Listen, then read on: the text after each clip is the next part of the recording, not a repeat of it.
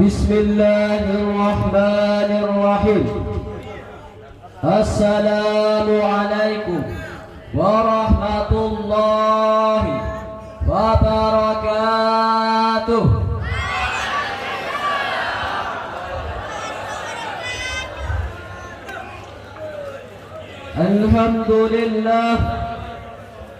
Alhamdulillahilladzi an'ama 'alaina bi ni'matil imani wal islam.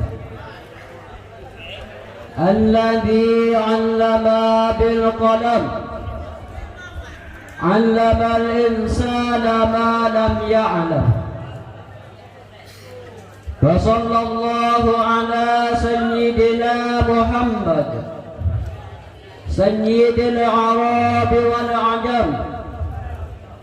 أشهد أن لا إله إلا الله وحده لا شريك له وأشهد أن محمدا عبده ورسوله لا نبي بعده وسلم تسليما كثيرا أما بعد.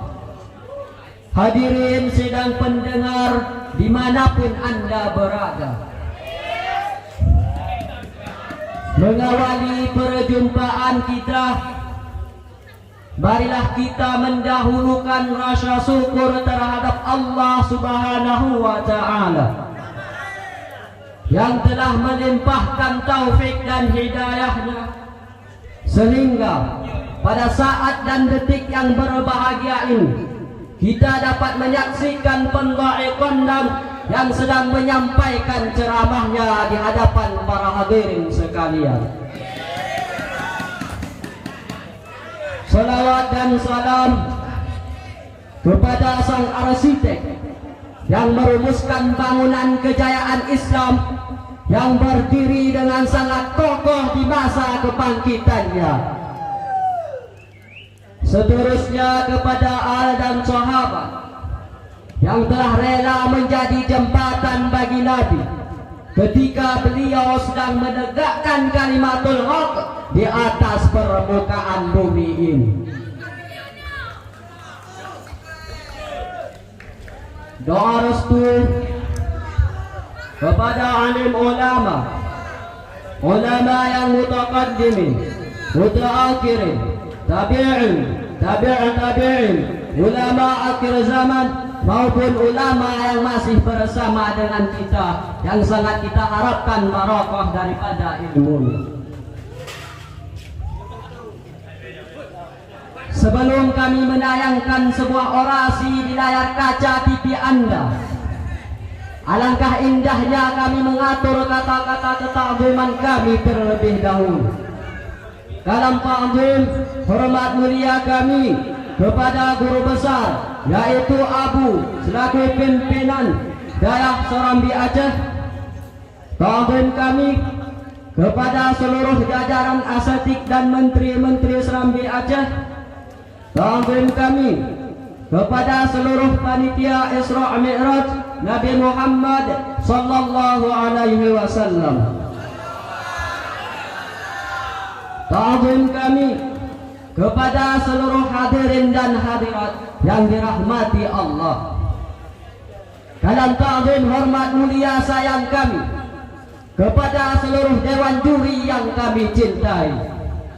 Oleh karenanya ingin kami sampaikan kepada dewan juri, tidak usah terlalu serius dalam menilai gerak-gerik badan ini.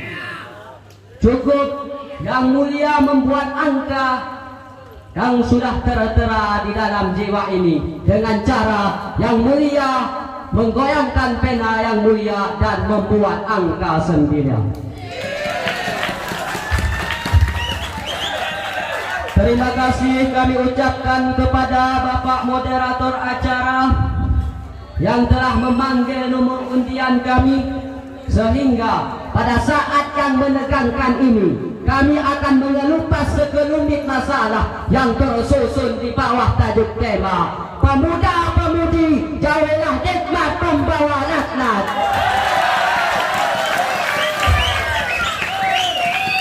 Ma'asyiral muslimin, calon mayat insya Allah masuk surga. Kita patut prihatin menyaksikan kenyataan hidup di tengah-tengah masyarakat kita akhir-akhir ini,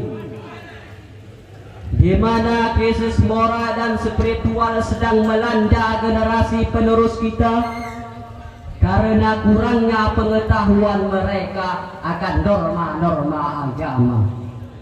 Ditunjang dengan pengawasan orang tua yang demikian longgar, membuat banyak di antara pemuda dan pemudi kita terjerumus ke lembah paling nista dalam agama, yaitu perzinaan. Banyak pula di antara mereka yang kemudian hamil di luar nikah akibat perzinaan itu, lalu menggugurkan kandungannya untuk menutupi rasa malu dan aib keluarganya. Inilah rentetan dosa-dosa keji yang terjadi akibat tak terkontrolnya nafsu birahi dengan lawan jenis yang tidak halal baginya.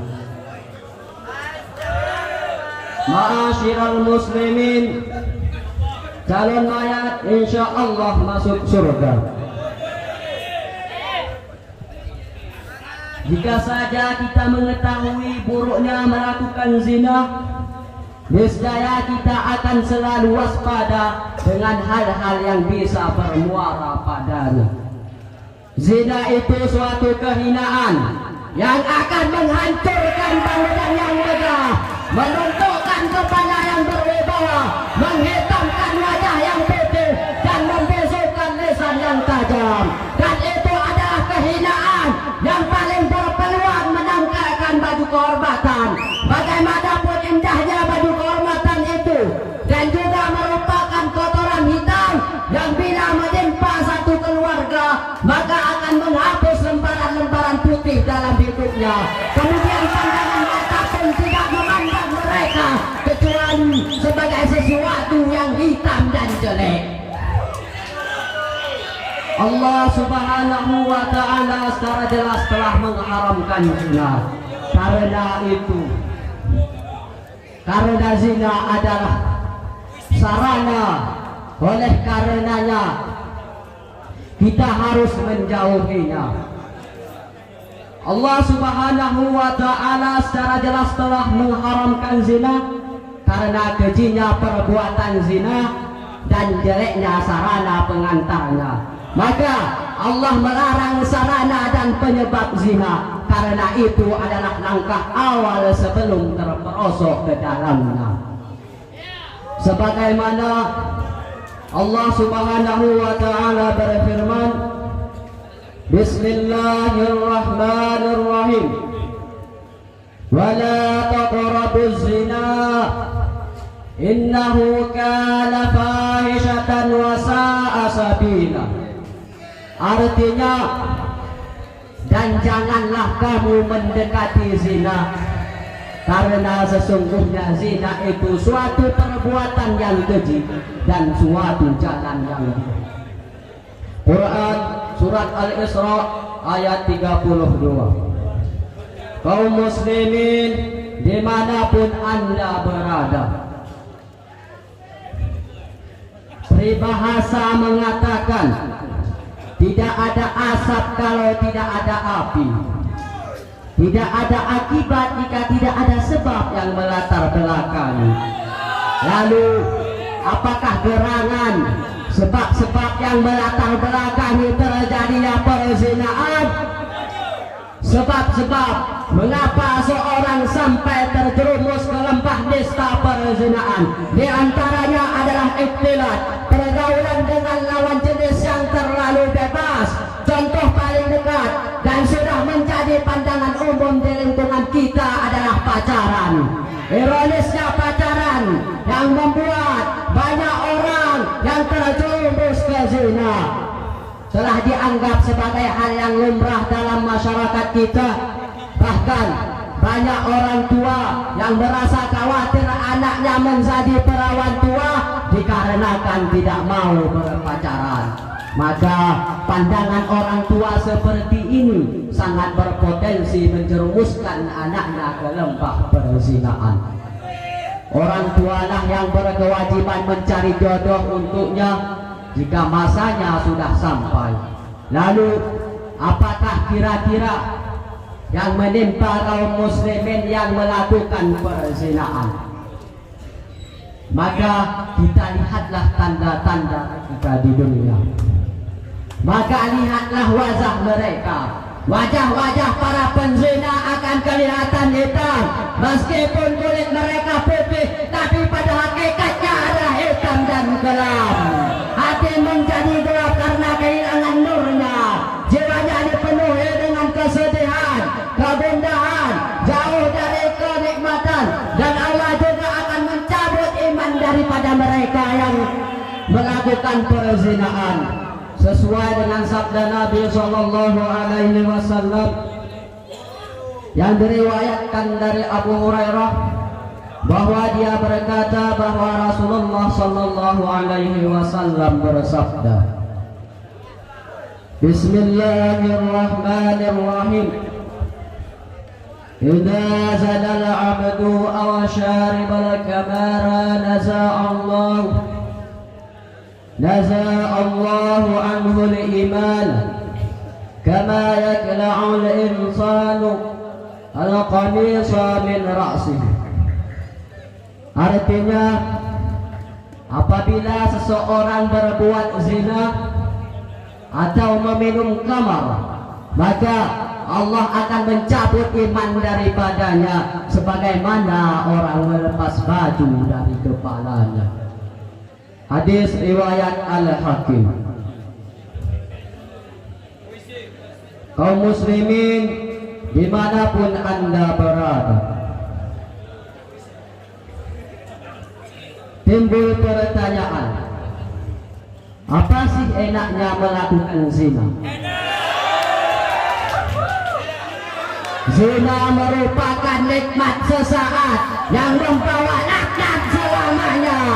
Bagaimana tidak, sepasang insan yang sedang dimabuk cinta, seolah-olah mereka merasa amat bahagia. Pada saat berduaan mereka di tempat yang sepi, datanglah setan menggoda mereka untuk menambah rasa kebahagiaan mereka dengan berpegangan. Setelah itu adegan selanjutnya adalah adegan yang layak sensor, yang bermuara pada perzinahan. Kenikmatan yang mereka dapatkan adalah cuma sesaat, tetapi dampak yang harus ditanggung adalah aib seumur hidupnya. Hadirin yang berbahagia, untuk itu marilah kita menjauhi zina yang terendah, yaitu zinanya hati, yakni membiasakan diri dengan bernikmat-nikmat karena getaran jiwa yang dekat dengannya. Sedangkan zinanya mata adalah merasa sedap memandangnya, yang akan memudahkan terperosok ke dalamnya. Sebagaimana sabda Nabi Sallallahu Alaihi Wasallam, Bismillahirrahmanirrahim, Al-yadani tuzniyan wal aynani tuzniyan.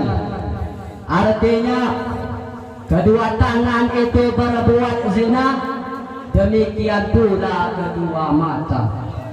Al-hadits.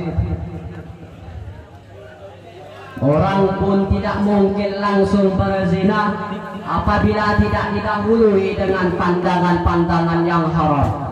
Lalu hati menyuruh pergi ke tempat maksiat, lalu terjadilah yang tidak kita inginkan, saudara-saudara. Berhati-hatilah dalam menampaki kehidupan ini. Berusahalah untuk menjauhi maksiat sekecil apapun itu, karena yang kecil dapat bermuara pada yang besar. Wanita-wanita Arab jahiliyah dulu sangat membenci zina dan tidak reda menimpa kaum-kaum merdeka.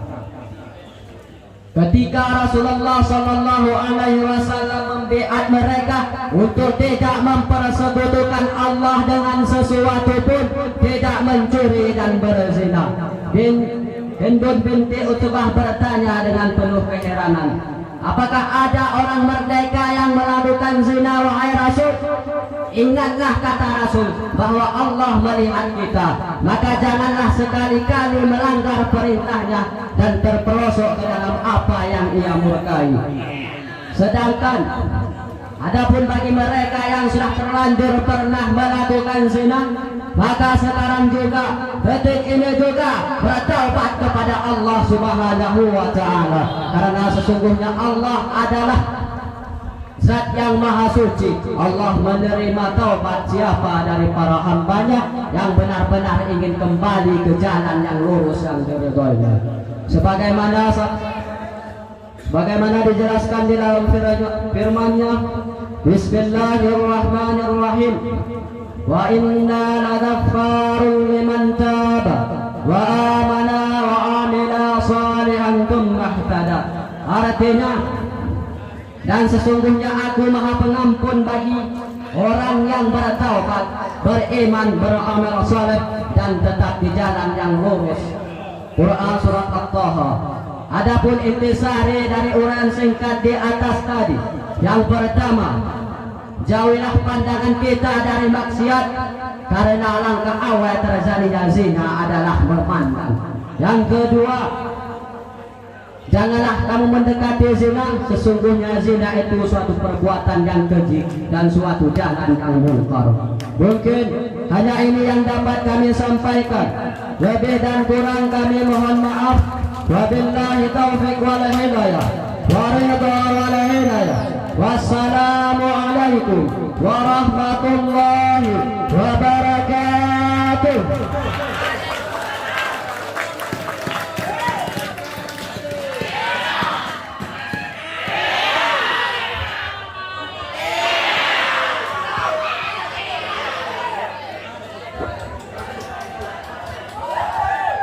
Dewan juri yang terhormat, Dewan Hakim